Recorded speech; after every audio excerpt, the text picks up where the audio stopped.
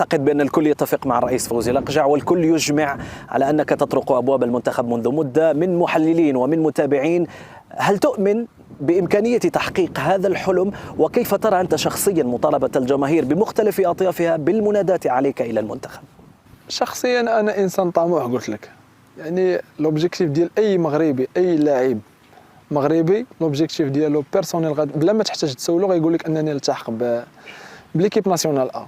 وبالنسبه لي هذا الاعتراف ديالك من صحفيين كبار ومن الجمهور المغربي من الجميع من طنجه للقويره، يعني بالنسبه لي هذا فخر واعتزاز وكنشكرهم بزاف. وبالنسبه لي انا كلاعب وكشخص ما عليا الا بالعمل ثم العمل ثم العمل باش ان شاء الله الا كتب نلتحق بفريق بليكيب ناسيونال ا، علاش لا، اللي هو حلم ديالي منذ الطفوله. أعلم جيدا والجميع يعلم أن هنالك خلافا نشب بينك وبين الناخب المغربي لما كان مدربا للوداد، وحدث هذا بعد إحدى المباريات التي جمعت الجيش بالوداد سابقا.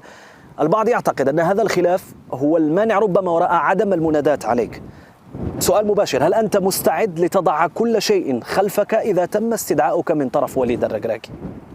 بالنسبه لي باش ما نكذبش عليك الخلاف كان، ماشي ما كانش، كان الخلاف، كانت ملاسنات. يعني بالنسبه لي انا طويتها شحال هذه كانت كيما فاش كنعقل كان الماتش ديال ما كنتش انا كاع لاعب، كان الماتش ديال الجيش الملكي ضد فريق الوداد، وكانت واحد الملاسنات بين وليد الركراكي وزفين فاندربروك ديك الساعات، وجيت انا دخلت باش نفك بيناتهم كعميد فريق، ما كنتش لاعب، كنت في التريبون.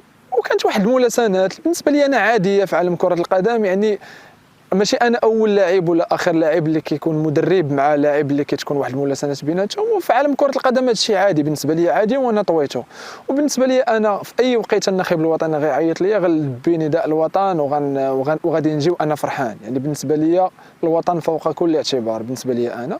وما كنظنش ان غيكون هذا هو سبب المشكل، يعني ما كنظنش انه يكون مشكل، انا مخليها في اختيارات. وبالنسبه لي انا راني خدام، وراه اشاره الناخب الوطني في اي وقت مرحبا يعيط ليا بصدر رحب. انا اول واحد غنكون فرحان وغنجي نلبي نداء الوطن وغنكون حققت حلم من الاحلام ديالي ومن احلام العائله ديالي. سيتذكر التاريخ دوما الأساطير الذين تعاقبوا على نادي الجيش الملكي، لائحة طويلة بأسماء عظيمة سينضاف إليها حتما اسم محمد ربيع حريمات.